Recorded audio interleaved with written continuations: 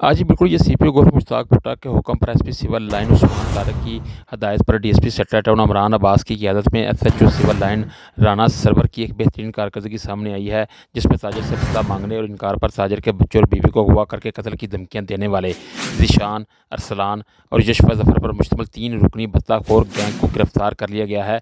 मुलजमान आसम नामी ताजिर को पिछले चंद रोज से बजरिया फ़ोन भत्ता लेने के लिए धमकी मेज़ कालें कर रहे थे, जिस पर ताजिर आसम ने फौरी तौर पर मुतलका पुलिस सिविल लाइन को संगीन सूरत हाल बारे मसले किया था। तीनों मुलजमान इस वक्त पुलिस सिविल लाइन की हिरासत में है और इनसे मज़ीद तफ्तीश की जा रही है। यहाँ ये अमर काबिल ज़िक्र है कि ताजर का अपना मुलाजम जो इसके पास मुलाजमत करता था 3 रुकनी इस भत्ताखोर गैंग का अहम रुकन निकला है, घर का बेदी ही लंका डाला था। इस हवाले से जब हमारी DSP satellite town Imran Abbas से बात हुई तो इनका कहना था, सीपीओ साहब गुजरावाला जनाब गौहर मुश्ताक साहब की हदायत के मुताबिक जराइम पेशा अनासर के खिलाफ कार्रवाइयाँ जारी हैं।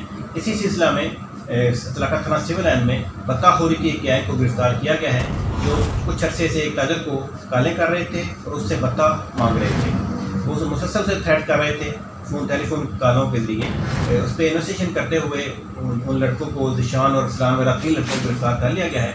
उनकी मज़ीद तफ्तीश जारी है। शहर के अवामी हलकों बिलखुसूस ताजिर बरदरी ने शानदार कारकर्दगी का मुजाहरा करने पर सीपीओ गौहर मुश्ताक भुट्टा और उनकी टीम को भरपूर खराज तहसीन पेश किया है। जी।